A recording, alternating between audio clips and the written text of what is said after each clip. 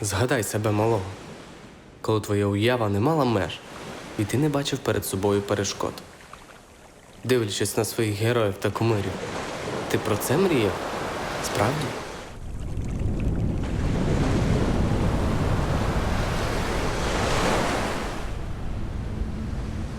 Час зробив з тебе скептика.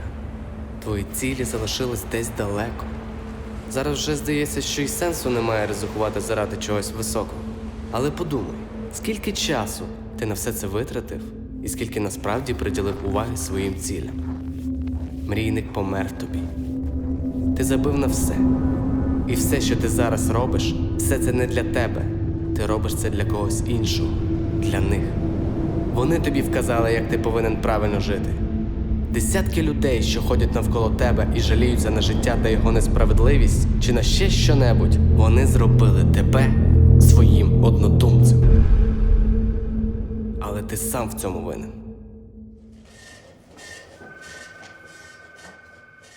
Сідай. Макс, ти можеш на вихідних вийти на роботу? Борис Вікторович, я взагалі хотів ще на понеділок у вас відгул взяти. На понеділок? Ти ж знаєш, що це неможливо. Замовник попросив поспішити з результатом цього разу. Це дуже важливі клієнти для нас. Ми мало не підвели їх минулого місяця через твої затримки. А я не збираюся знову ризикувати нашим ім'ям. Я розумію, тоді я провинився.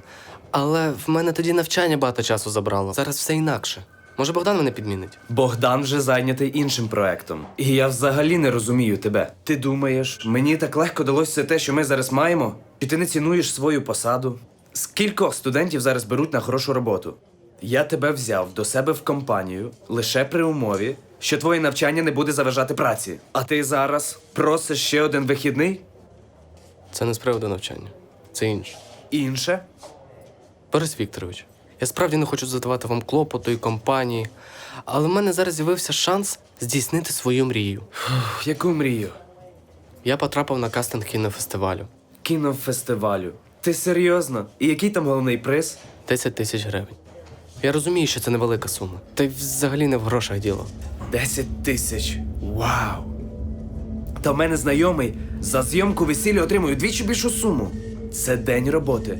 А ти зі своїм коротким метром більше місяця грався. Макс, я серйозно.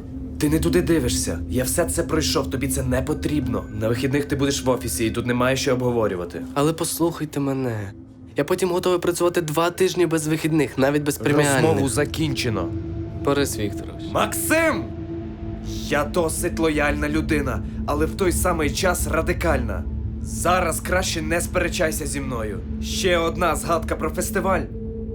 І ти залишишся без роботи. Добре, Борис Вікторович. Я вас зрозумів. А у вас була схожа ситуація? Отак. А якщо ні, то повірте, невдовзі буде. Бориса Вікторовича можна зрозуміти. Він проривався як міг, щоб підняти свою справу до того рівня, якою вона є зараз. Але чи щасливий він самий? Чи влаштовує його все це? Насправді так. Цей чортяка любить гроші, і його мало що ще цікавить. Але працівники його ненавидять. Дружина йому зраджує. І навряд чи він щось залишить після себе.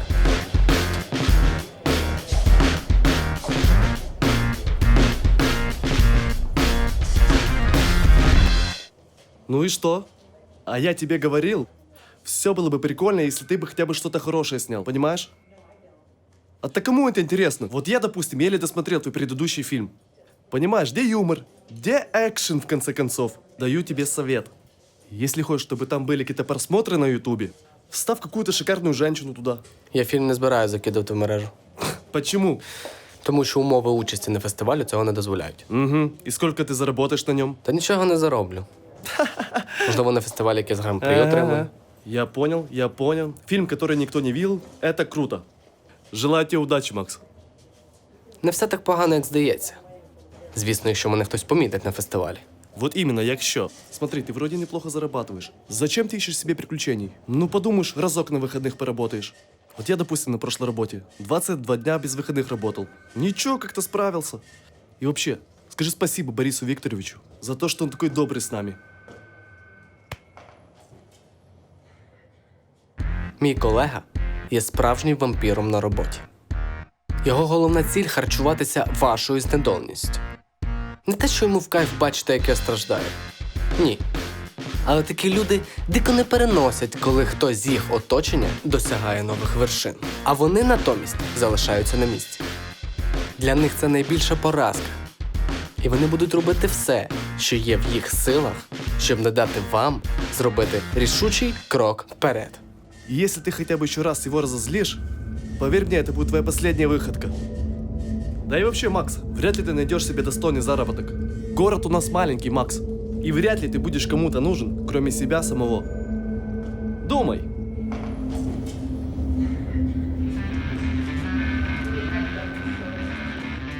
А й справді, кому я ще потрібен, крім самого себе? Борис Вікторович, гарних вам вихідних!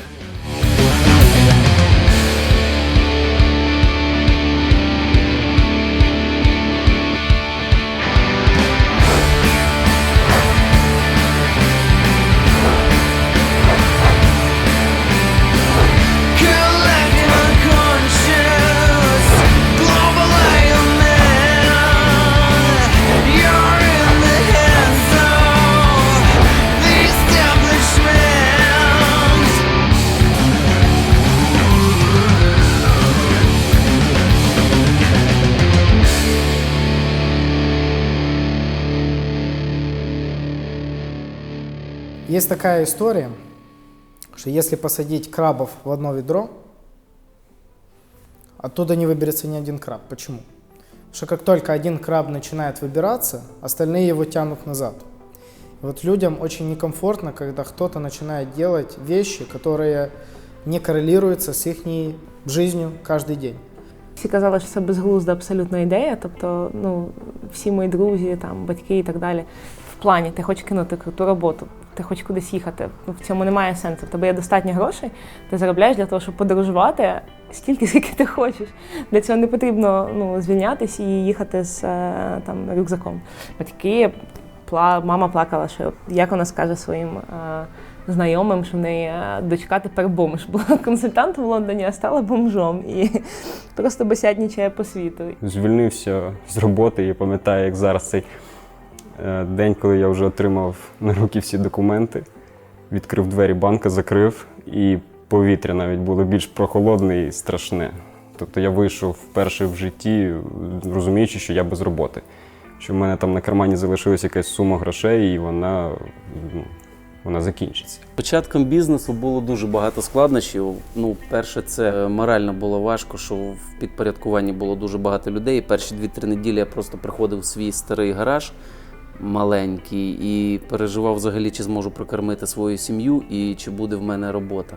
Все почалося з того, що ми розписали всі можливі доходи, розходи, прорахували ризики з дружиною і на позичені гроші закупили все, що там потрібно було.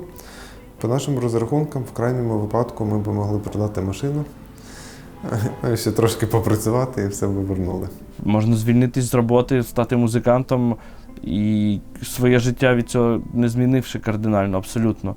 Я тоді розумів, що я чітко хочу писати і грати музику, і бути гастролюючим музикантом, і не розмінюватись на якісь там легкі заробітки, не грати весілля, не грати кавера в якихось там харчевнях під котлету, а хочу саме йти своїм шляхом і грати ту музику, яку я хочу писати, і яку я сам би хотів слухати. Оце ключовий момент. Тобто десь тут переключити тумблер в голові.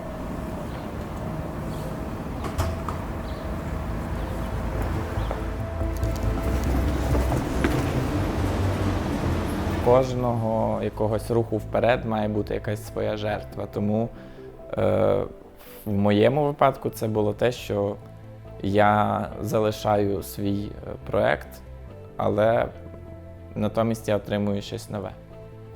Мене звати Сергій Пішковцій, мені 26 років. І зараз я працюю маркетинг-менеджером в компанії Momondo. В Україні в мене був власний інтернет-журнал під назвою Inspired. Це був, можна сказати, просто звичайний блог, який я час від часу наповнював якоюсь цікавою інформацією. Ближче до теперішнього часу це приносило дохід. Єдиною проблемою цього доходу це було те, що ти не міг його передбачити. Мені було важко працювати самому на себе. Мені хотілося отримати якогось більше досвіду саме в такій інтернаціональній команді, побачити, як це все відбувається, тому що перед тим, як займатися Inspired, я дуже довгий час не працював в команді. З одного боку, ти намагаєшся себе якось мотивувати, якось розвиватися, але все рівно це зовсім інше, коли ти сам. Коли ти працюєш з іншими людьми в команді, то тобі це дається набагато простіше і в тебе є набагато більше мотивації. Я 7 років числився, можна сказати, в органах внутрішніх справ України. Працював оперуповноваженим.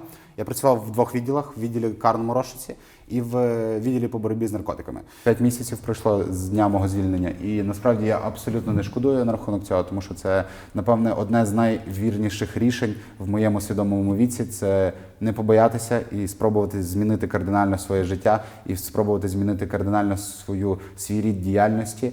І те, чим я займався протягом всього свого свідомого віку. Тобто я, в принципі, з 16 до 23 був в цій структурі, і я навіть не уявляв собі, що можна займатися чимось іншим. Я навіть коли почав навчатися в коледжі, починаючи з 15-16 років, я вже розпочав працювати. І до 24 я змінив близько 10, напевно, робіт. Якби це банально не звучало, і це говорить багато хто, але що не хоче працювати на когось. Тобто, те, що я перед тим мав трішки жесті по роботі, на різних роботах, я зрозумів, що хочу працювати сам на себе. Я пела в пабах, помню, и тогда просто хотела петь, как-то зарабатывать какие-то 400 гривен, чтобы купить себе шмотки в секонде и все такое. Но не думала о том, что я стану професіонально займатися музикою. Мене постійно навідували думки про те, щоб нарешті зайнятися написанням і гранням якось своєї музики. І я їх відганяв від себе там через якісь тупі стереотипи, там навіяні оточенням, типу, да куди тобі вже там, типу, майже там 25 років, куди тобі музику грати, чувак? Ти, типу, на жодному інструменті грати не вмієш, а зараз такий з бухти-барахти хочеш грати. И на вашем пути будут встречаться огромное количество людей, которые вам скажут: нет, у тебя ничего не получится, будь как все. Менталитет такой, как лучше синицу в руках, чем журавль в небе. Но, черт побери, если ты попробуешь, и если у тебя хватит духу не слышать, противостоять, неважно, как это будет, этим нет, то тебя ждет огромный горизонт возможностей. Перед тобой будет весь мир. Цікава історія, не правда ж? Але давайте подивимось правді у вічі. В реальному житті не так легко ризикувати. І не кожній людині вистачить духу покинути стабільну роботу заради повітряних замків. Але в житті буває набагато складніші ситуації. Як, до прикладу, ось ця. Доброго дня, Максим. Ви вже в змозі надати нам оригінал фільму? До фестивалю залишилось 6 днів, а ви лише продемонстрували нам Сценарій. Ми вперше зробили такий виняток, що прийняли роботу на етапі зйомки. Але текстова складова нас дуже вразила. Організатори фесту ще не знають, що фільму немає. Монтажер, який займався обробкою відео, взяв з мене бабки. І через свою безвідповідальність загубив носій з матеріалу. І потім 2 місяці годував мене сніданками. Про сніданки це взагалі метафора була. А про те, що я прийду до організатора з пустими руками, дізнався лише вранці. Не переживайте. До кінця тижня я вам занесу матеріал. Так, ситуація не з легких. Але потрібно тримати себе в руках, знайти вирішення проблеми. Але що б ви зробили на моєму місці? Ні, нічого не вийде. Ну, друг мой, я бы хотел тебя поддержать, но признай, ты сам во всем виноват. Предлагаю тебе извиниться перед своим руководителем. Возможно, он тебя простит и вернет на должность. Начальство не всегда право, но оно все равно начальство. Останнє, що я зараз хочу, це повернутися туди. Ти сам знаєш, як мені там нелегко було. Фінанси фінансами, але сенс щось робити, якщо це не приносить тобі задоволення. Макс, за финансы можно купить удовольствие, и ты сам знаешь где. А по поводу самореализации советую меньше напрягаться. Зачем волноваться? Разве это что-то изменит? Дарма я витратив стільки грошей та сил на все це. Это та книга вдохновила тебя уволиться? Не могу вспомнить автора. Как его зовут? Родрігес. Роберт Родрігес. Так, прочитавши книгу, у мене з'явилось бажання написати власний сценарій.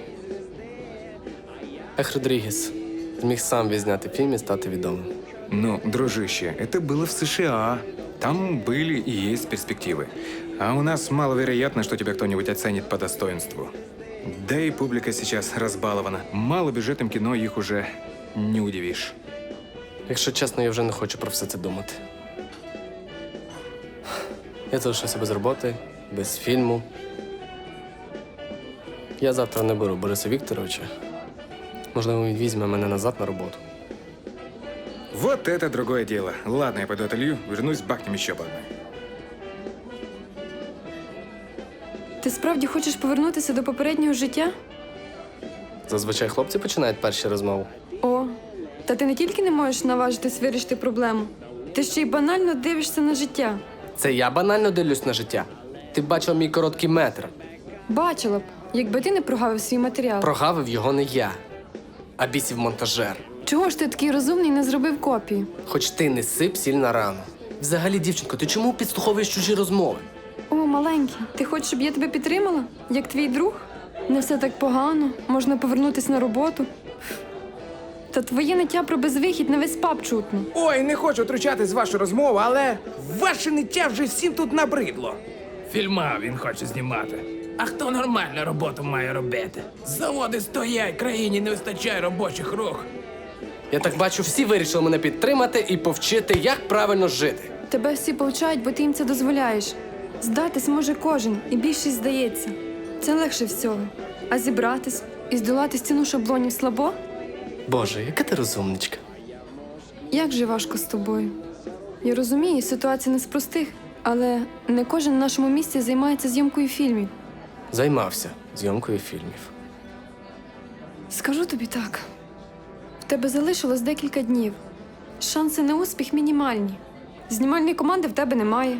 В тебе мало хто вірить. Але тобі це все не потрібно. В тебе є сценарій і мета. Бери сам в руки камеру, знайди акторів і вперед. Роби те, що вважаєш правильним. А критики? На те є критики. Не звертай на них увагу. Нам часто в житті не вистачає людей, які можуть дати нам підстрачника. Але ця мала говорить розумні речі. Я перезніму цей фільм. Для переможців поразка стає джерелом натхнення. Отак, режисер, фільммейкер. Я б сказав буковинський Спілберг. Але ти знаєш, я вірю в нього. Я теж. Я теж. Мене звуть Ігор. Олена. Ми зараз займаємося фінансовим консалтингом і паралельно подорожуємо світом.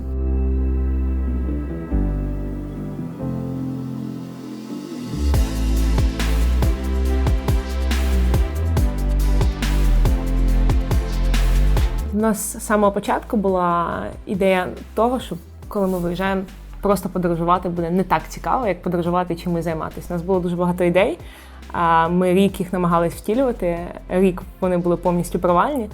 В якийсь момент у нас просто закінчились гроші, і ми зрозуміли, що їх потрібно якось заробляти, тому що нам подобається подорожувати.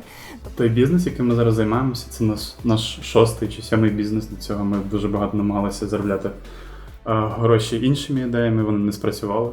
У нас така була функція, типу так, витрачаємо на одну ідею буквально 2-3 тижні, рухаємося далі. Якщо це не спрацює, в нас тут ще типу в пайплайні є ще інших 4-5 ідей. А потім в якийсь момент всі ці ідеї не спрацювали. Тобто ми вже на них, ми їх чекали, от вони вже мали спрацювати. Ми якраз були на Балі, і ми втратили останню кредитну картку, на якій були гроші, останні гроші.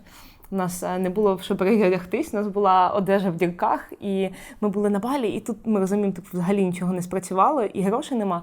Ну і тоді це був такий момент, коли ми дуже-дуже сильно задемотивувались, і, напевно, єдиний момент всі подорожі, коли ми дивились квитки додому.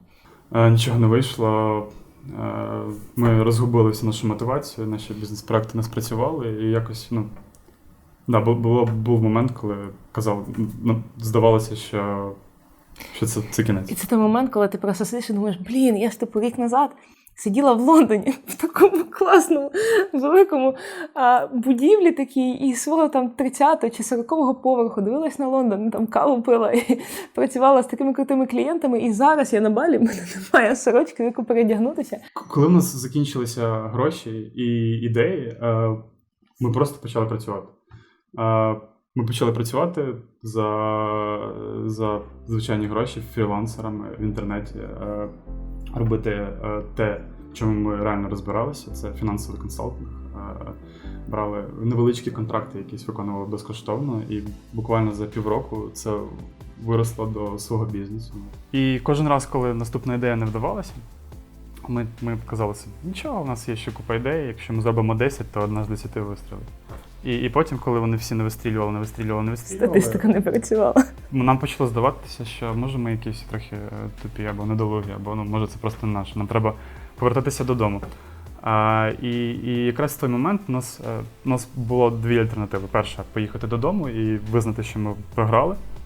І друге – це просто сісти і тупо працювати, заробляти хоча б якусь копійку, але продовжувати цю подорож.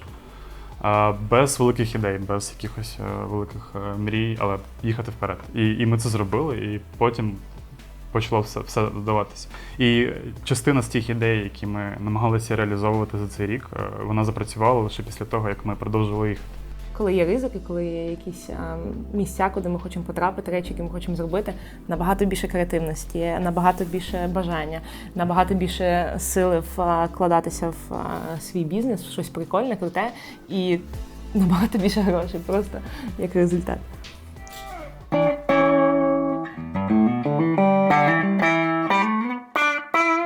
Якби у мене була можливість подорожувати ще більше свій час, то я би це зробив. Бо ми живемо в такому дуже-дуже, в принципі, закритому середовищі. І мені здається, що одна з багатьох проблем українського суспільства загалом, що люди мало бачать, що знаходяться там за межами її квартири і подвір'я. І дуже погано, коли ті умови, які ми маємо сьогодні, коли люди сприймають, що це норма. Ти реально можеш звикнути. Тобто ти живеш в пеклі, і ти звикаєш до цього. Оце найгірше. Минулого літа я не міг сказати, де я буду сьогодні, що я буду сьогодні в Копенгагені працювати в Момондо. Але я думаю, більшість моїх планів завжди якимось чином прив'язані до подорожей. Не знаю чому, але для мене це як якісь ключові точки в часі. І на світі є ще дуже-дуже багато цікавих речей, які ти ще не побачив і не відчув. Коли ти розширяєш свій кругозір, то в першу чергу тобі ти розумієш, що ти там зрозумів для себе щось більше, і ти починаєш людям доказувати, що грубо кажучи, ти починаєш рятувати людей через спосіб доказування, що дивіться, є це, а ось це так може бути, ось це так. Нема змісту доказувати, при цьому ти можеш бути готовий в будь-який момент відповісти на питання. Коли людина готова почути для себе щось нове, то вона однозначно натрапить, якщо ти можеш відкрити це нове, то вона однозначно натрапить на тебе або на такого, як ти, і своїм виглядом чи словами дасть зрозуміти, що от в неї є внутрішній запит на щось. Так? Тоді, будь ласка, тоді якраз можна будувати спілкування. В 9 лет поехал в Польшу, меня взяли родители в город Люблин. И там я первый раз пошел в Макдональдс. А в Макдональдсе была комната с Лего. И, наверное, это был лучший момент на ту секунду в моей жизни. Я с того момента полюбил эту компанию всей своей душой. Ну и в целом мне нравились там, как любым молодым людям, на ходу быстро перекусить, вкусно. И вот нам в городе этого не хватало. И мы решили, что вот она ниша, и нужно срочно ее заполнять. виникла така ідея зробити ресторан швидкого харчування. Швидко відбувається. Та на той час думали, що це не треба дуже багато грошей. Та, ми ж завжди рахуєш, там, то все, і заходить один бізнесмен, ми вже робимо ремонт. І він каже, все прорахували, я все прорахували, там, і то, і все показую, все там на листочках. Вони кажуть, помнож на 2. Я що ти, куди на 2? Тут і так купу і так купу грошей позичених, і то, і все. А так і було. Помножили на 2, навіть більше. Пытались подобрать франчайзинговую модель, пытались купить франшизу, потому что опыт можно либо купить, либо заработать. А опыт — это то, что позволяет избежать ошибок. С франчайзингом ничего не получилось, потому что крупные компании, считая, что уровень предпринимательства у нас не достиг еще такой планки, чтобы держать уровень качества на том уровне, как они это задумывали изначально. Поэтому нам пришлось пойти работать. И мы работали мойщиками полов, членами бригады ресторанов. И смотрели изнутри, как все у них происходит. Смотрели, какие решения правильные, какие неправильные. И хочу сказать, что это дало нам огромное понимание того, что нужно, что не нужно делать. Найбільший страх, коли ми відкривали цей ресторан, що не буде людей. Це просто, а ти ж не знаєш, чи вони зайдуть до тебе, чи не зайдуть. І ти там, не знаю, там чуть не кожного рахували, хто заходить. На той час можна було загубити все. Повністю. Там, все. І бути виден багато і надовго. Это ситуация, когда ты борешься между тем, что ты хочешь правильно использовать пространство, и борется твоя жадность с логикой, потому что здесь не получается сделать ни туалет, ни даже склад для уборщицы. При этом, когда ты смотришь сверху на план, тебе кажется, боже, как много места здесь, и стеллаж поместится, и вообще комната отдыха для уборщицы. Но де-факто жизнь такая, что приходится зашивать это все гипсокартоном и бороться с желанием после 60 квадратных метров первого ресторана. І 60 квадратів, я так пам'ятаю, 60 квадратів, ми приходили до рестораторів, вони кажуть, 60 квадратів, це неможливо всунути 60 квадратів. І знаєш що, я думаю, слава Богу, що було 60 квадратів. Ще плюс 40 квадратів нам б не стало коштів, це точно. А коли ми відкрилися, то там ми почали робити те, що взагалі ніколи не робили. Це управління персоналом, там більше 10 чоловік, а це зовсім все по-другому. Структура у нас така, це генеральний директор в голові всього. Це не я і не мій партнер Дмитро. Ми вже трошечки підросли, вже більше настроїли.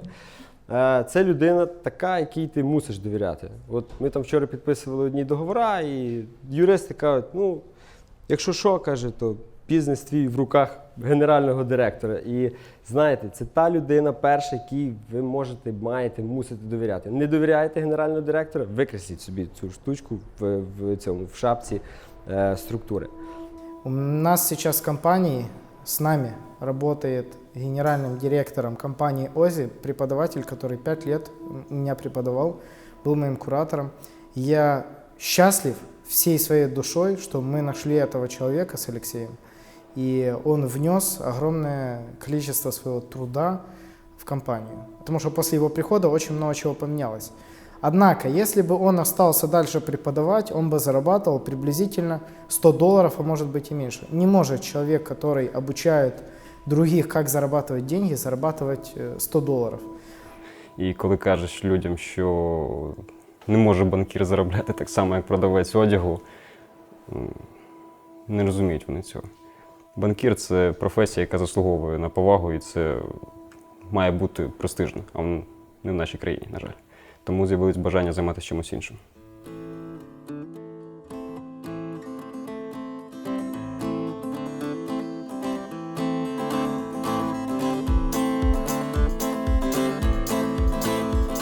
Я його підтримував в тому плані, що якщо він прийняв якісь рішення для себе і вирішив здійснити якийсь крок, то потрібно його здійснити і спробувати, щоб потім не шкодувати, що не залишив раніше, чи не спробував, чи не пішов. По всім своїм роботам, коли мені була якась пропозиція змінити місце роботи, щось спробувати нове, я завжди намагався спробувати, щоб потім не шкодувати. І поки що на даний момент все, що робив, все, що куди не переходив, знайомився з новими людьми і приносило тільки позитив.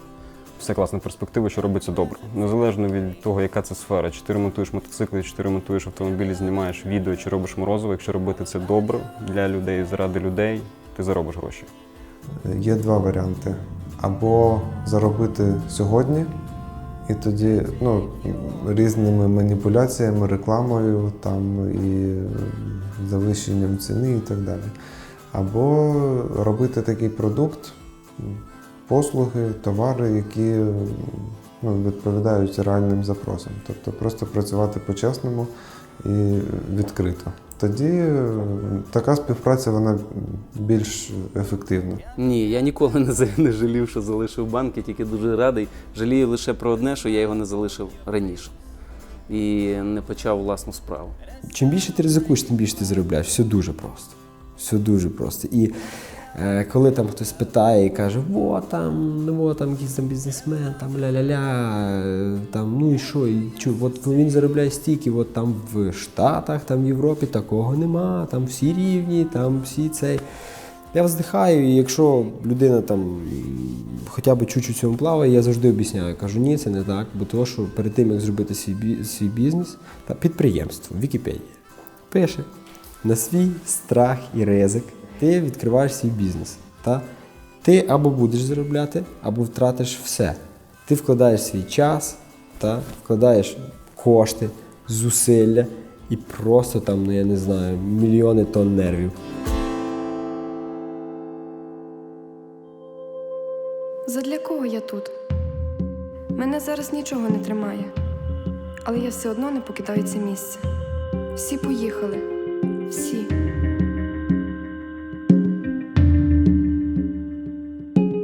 Поміж тисячі випадковостей я тебе зустріла саме тоді, коли в мене в житті був вибір. І я обрала тебе. Твої наївні цілі. Ми через них тут. Я вірила в тебе. Але зараз пробач. Мене вже чекають. Я повинна йти.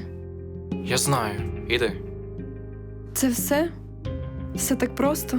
Життя простіше, ніж нам здається. Не варто його ускладнювати. Але ти його ускладнюєш. Легкі шляхи не для мене. Я не хочу втягувати тебе в це. Але ти вже втягнув. Прощавай. Знято.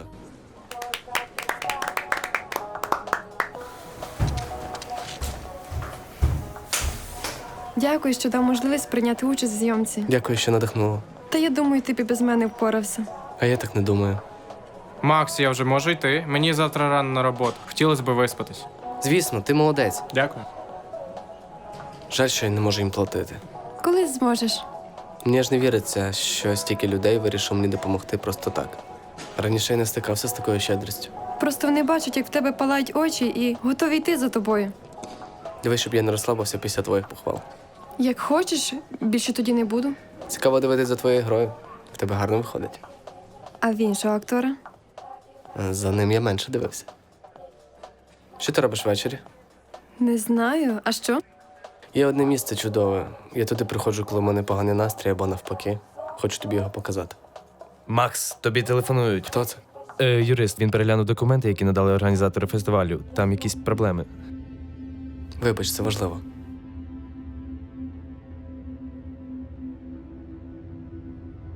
Макс, згідно даного пункту, ви передаєте всі авторські права організатору. Надалі він може робити з фільмом все, що завгодно. Переробити, рекламувати, внести зміни до назви. Все, що завгодно.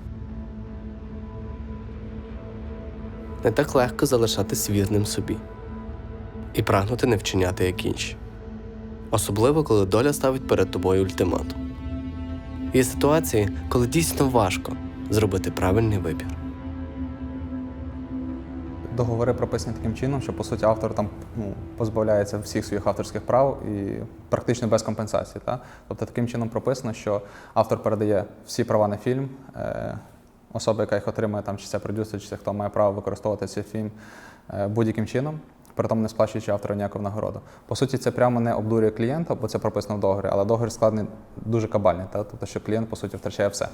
Я постійно бажаю це кинути, тому що дуже часто люди довкола кажуть, що це не перспективно, це не цікаво, вже все зайнято, все розпиляно, і взагалі в тебе немає знайомств, немає здібностей.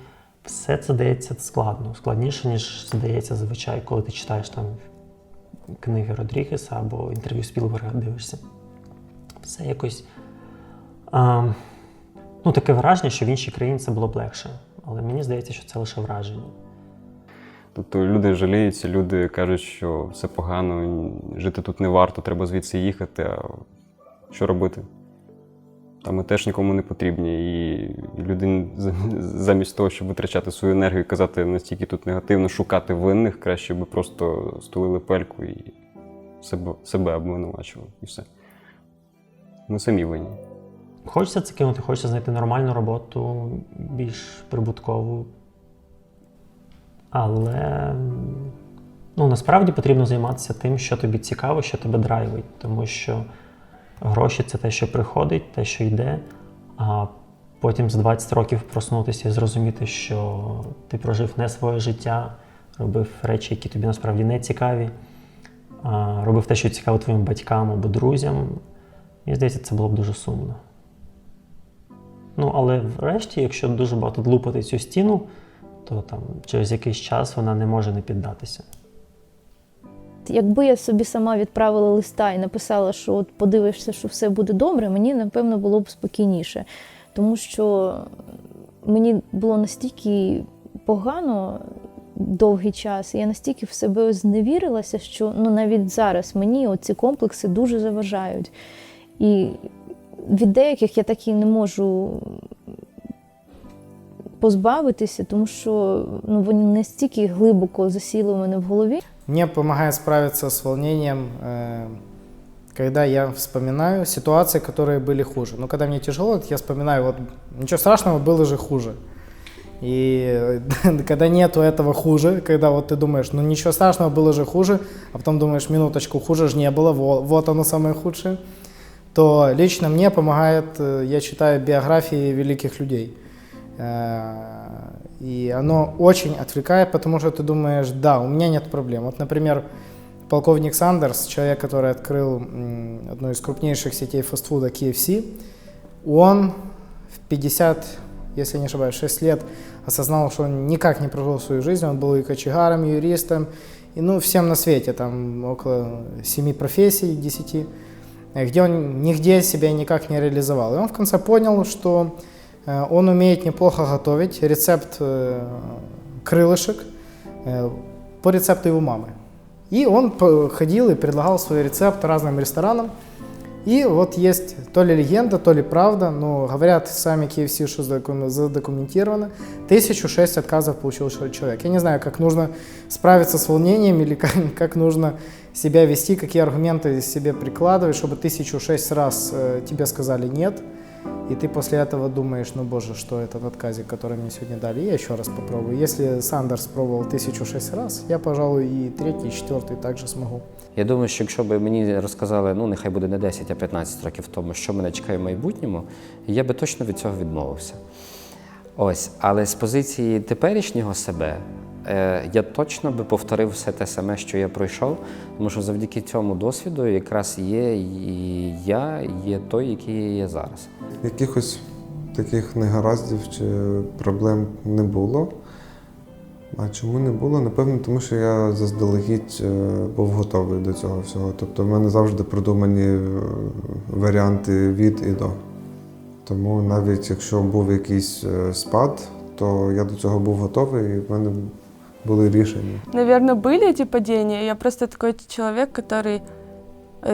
У меня сразу эта фраза в голове, значит, так должно быть, значит, это еще какой-то урок мне, значит, это опыт. Наоборот, я как-то более оптимистически настроенный человек, поэтому мне кажется, что все правильно. Даже если я чувствую какой-то негатив в себе, я понимаю, что этот негатив, он превратится потом в дальнейшем в опыт. И мне надо всего лишь чуть-чуть подождать, пережить это, и потом понимать, что «О, вот, а тогда, значит, все было правильно». Дійсно, коли вийшов альбом, були лише якісь такі восторжені відклики. Це було настільки для мене несподівано, тому що музика дійсно вона нішева, як мені здавалося, тому що я завжди себе відчувала нішевим артистом, якому подобається дуже вузько спеціалізована музика. І так зараз відбувається, трохи розширилися ці горизонти, але все одно це така дуже вишліфована певна ніша. Я не слухаю попсу, просто не можу. Так і з дитинства було, я не слухаю там радіо, і мені дуже дивно, що там мої треки на це радіо якимось чином потрапляють. Прислухаюся лише, напевно, до тих коментарів, що не стосуються музики, а що стосуються живих виступів, там, наприклад, поведінки, спочатку це часто було поведінки на сцені, як вести себе з публікою, тому що я відчувала, що це дійсно моє слабке місце. І над цим необхідно працювати. І зараз це відбувається, якщо порівняти там зараз наш сучасний, сьогоднішній лайф із початковим, це абсолютно дві різні групи. Я думаю, що цей зріст помітен кожному, і глядачеві, і музикантам. І це класно, коли є якась прогресія, якийсь розвиток певний. А що стосується якоїсь критики щодо музики, ти ж одразу розумієш, там ця людина розбирається в цьому, і треба прислухатися, чи це просто якийсь дебіл пише. До дебілів, звісно, я не прислухаюся і навіть не розчаровуюся, і так розумію. Мені колись в інституті одна дівчинка сказала, що якщо про тебе пишуть, це добре, і неважливо, пишуть добре чи погане, це значить, що ти цікава людям. Коли про тебе мовчать, оце найгірше. Я з нею згодна, і це все підтверджує практика тисячі разів.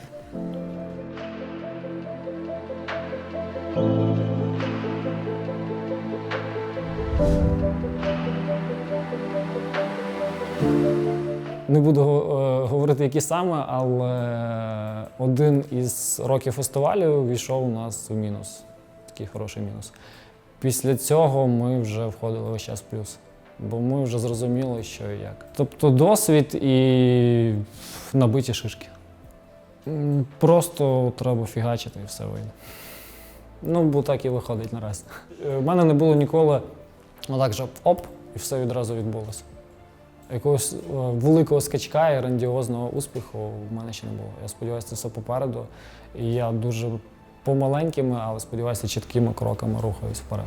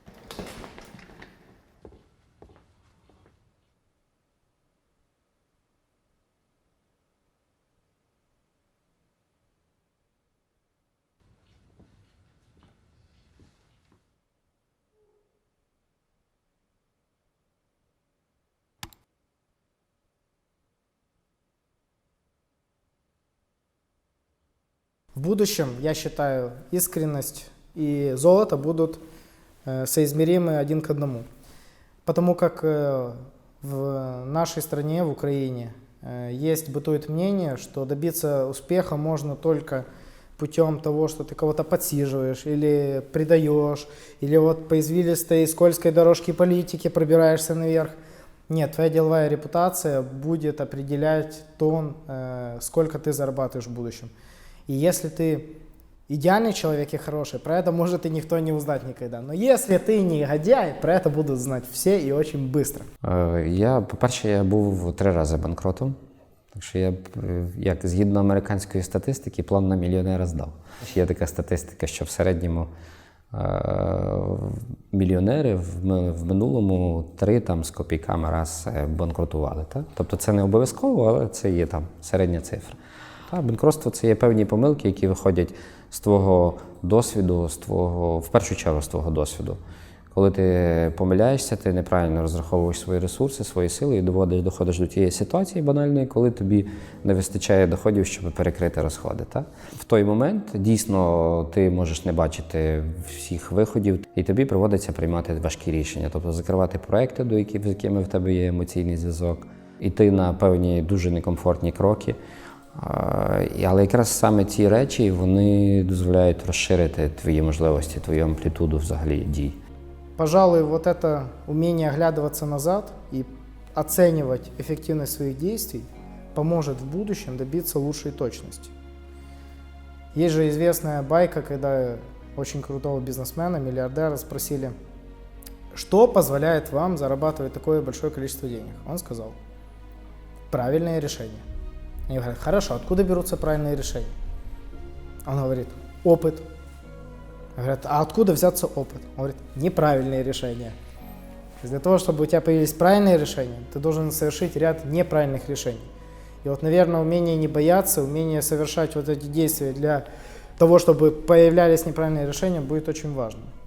Власне, не треба відкладати. Не треба думати, що окей, зараз я піду попрацюю в іншому місті, позаймаюся чимось незв'язаним з твоєю улюбленою справою, а потім зароблю гроші, повернуся і відкрию свою справу. Бо займатимусь тільки цим. Це не працює. Серед моїх знайомих дуже багато людей, які так починали. Типу, я піду попрацюю в якійсь фірмі, там, продажем позаймаюся, а потім повернуся за рік з грошима, куплю собі камеру, зніму собі офіс і буду знімати фільми. З моїх знайомих поки що ні в кого це не вдалося. Вони просто там так і сидять, бо вони дуже звикли до цього комфорту, пов'язаного з грошима, пов'язаного з якимось статусом.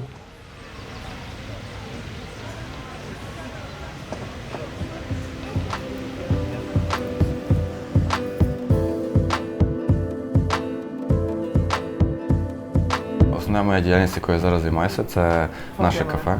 Ні, це наше кафе. Ми мали разом сказати це. Добре. Окей, це наше кафе. Певно, найперший підводний камінь – це те, що воно завжди потребує якихось нових вкладень і багато уваги. Маючи заклад, ти заробляєш 10% від загального обороту, так? А маючи блог, ти заробляєш 90% від загального обороту. Тому тут, напевно, такий нюанс. Кафе може працювати без тебе і приносити тобі такий стабільний пасивний дохід, а от в блозі, якщо ти сам нічого не робиш, то нічого не буде відбуватися, нічого не буде зароблятися.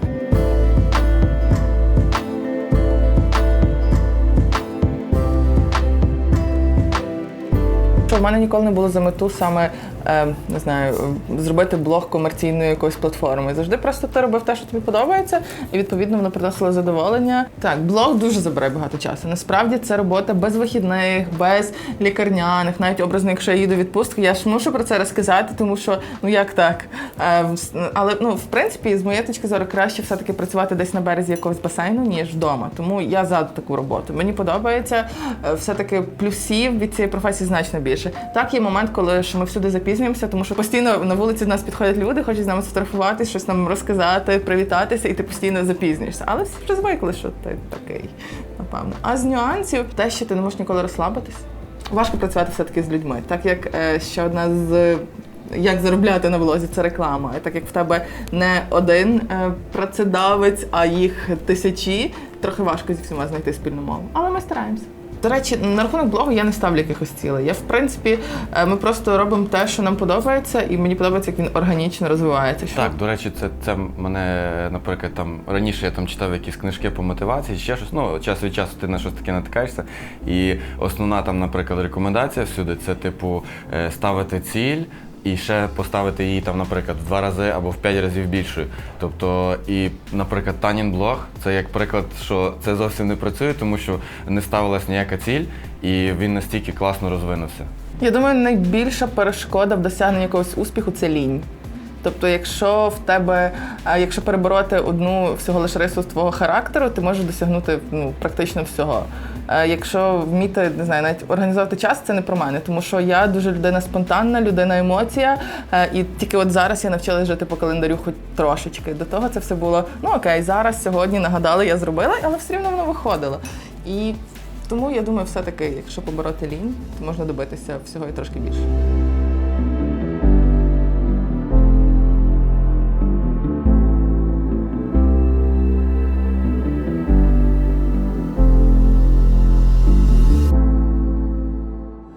Я рахую зараз, що я стою на шляху своєї реалізації, і в мене проходить якраз ось цей процес. Тобто, по крайній мірі, я бачу, що я розвиваюся і що в мене відбувається ось ця реалізація. Мені не є погано від того, що я там безробітний на даний момент, допустим, при тому, що я нормально заробляю.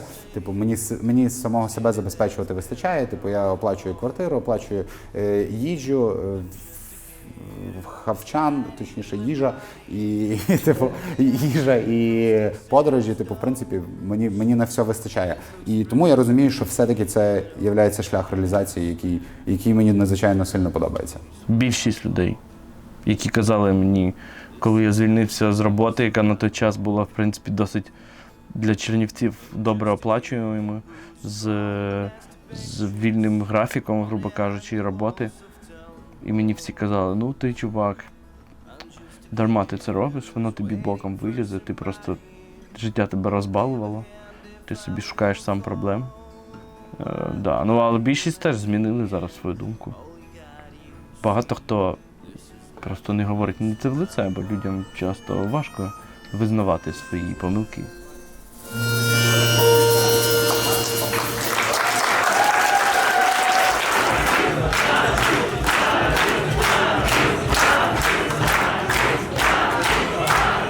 Взагалі я дуже уважна для критики, і якщо це дійсно конструктивна критика, я дуже переймаюся, звісно, але намагаюся її тверезо оцінювати. На хейтерів, звісно, я не звертаю уваги, тому що haters gonna hate, це всі знають. Взагалі дуже багато агресії, хейтерства в Україні зараз. Мене це дуже пригнічує, розчаровує в сферах абсолютно всіх, не тільки в музиці. І ця агресія, звісно, не може ніяк позитивно на долю України не впливати в цілому, і мені дуже шкода, що люди поодинці цього не розуміють. Если это критика ради критики, то очень плохо. Если человек любит критиковать, и ему это приносит удовольствие, я могу послать этого человека подальше. Даже послать не в прямом смысле этого слова, а просто развернуться и не общаться с этим человеком.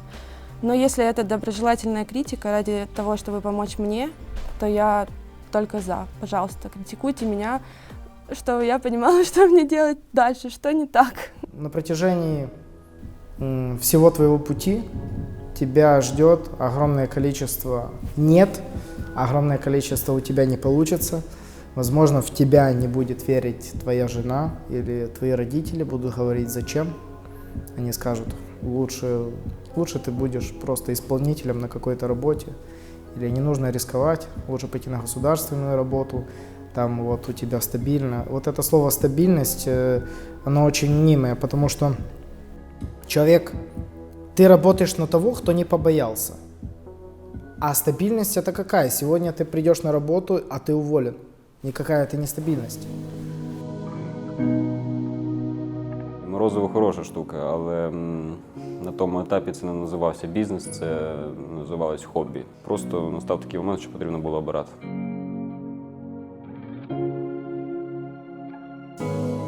Переоцінили свій бізнес повністю, переїхали в нове приміщення, купили нове обладнання і зараз, лише зараз, через 2 роки діяльності ми відчуваємо, що є, можна сказати, що це вже якийсь серйозний рівень.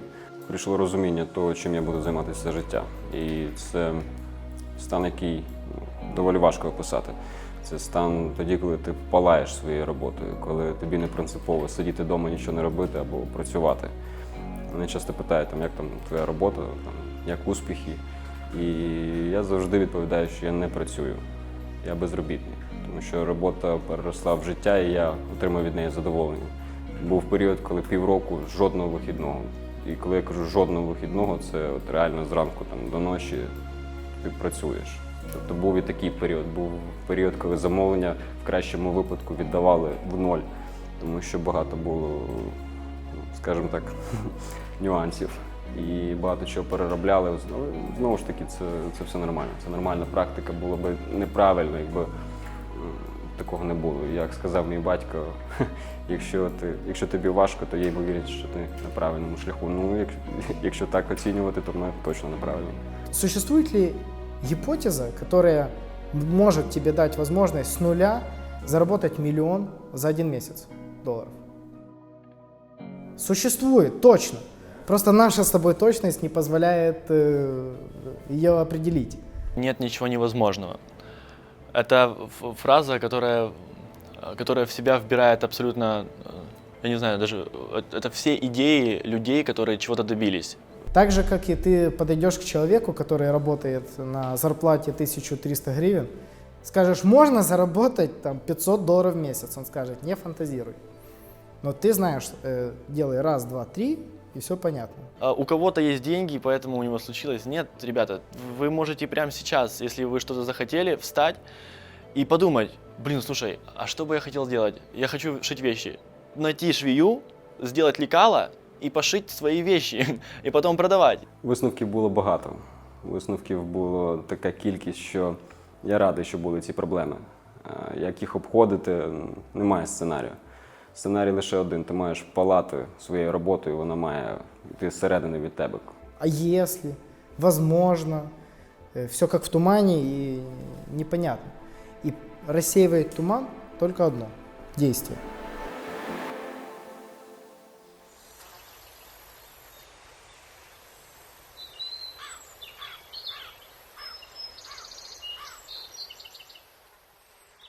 Ось це місце.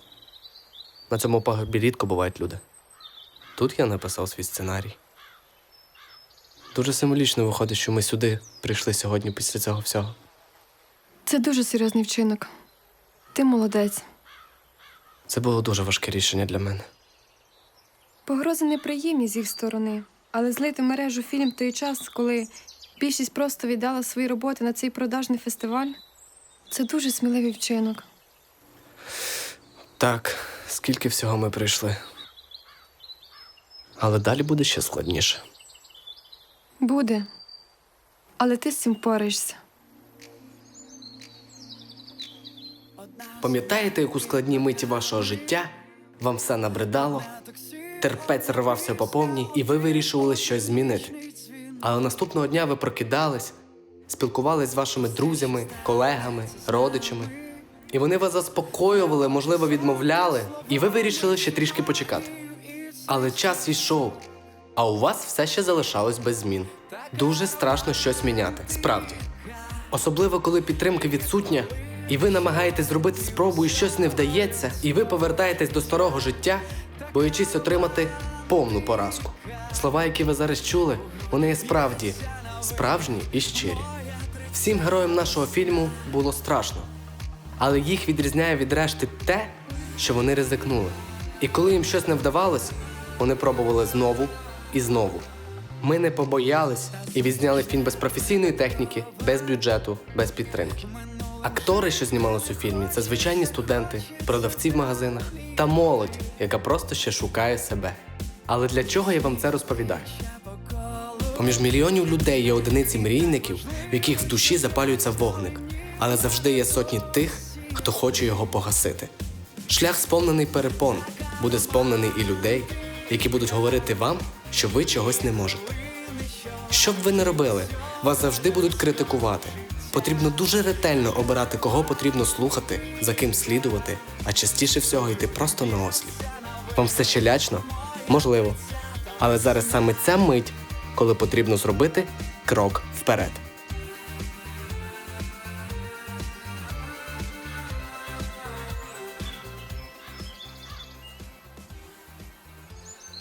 А що далі? А що далі? Далі все буде добре.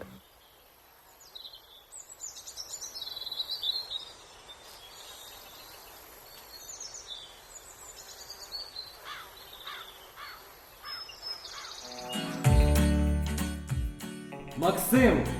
Я досить лояльна людина, але в той самий час радикальна. Ти попередньоваєш. Він сміється. Я не можу чого. Ну і що? Я тебе говорил.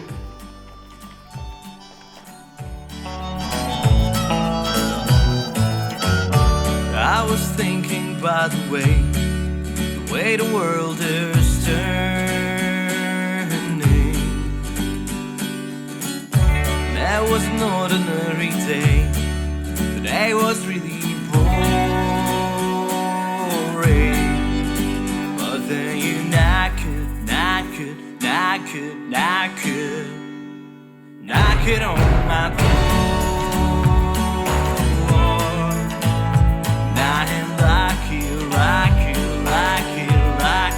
This I know for sure. Whoa, whoa, whoa. Well, this I know for sure.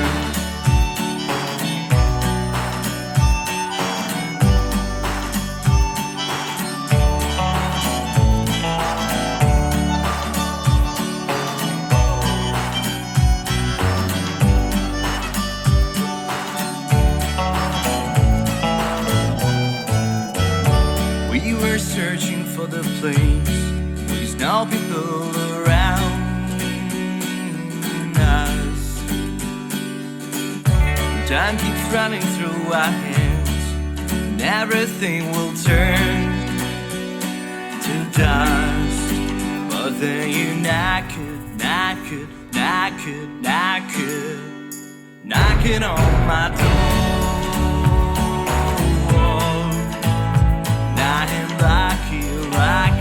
Like you, this I know for sure. Whoa, whoa, whoa. Well, this I know for sure.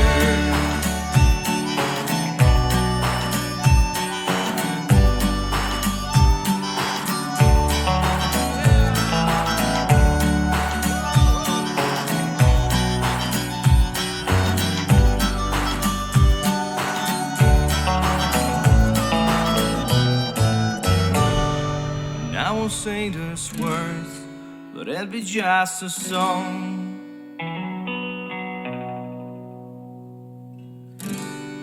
Yes, I know for sure, even if it's wrong.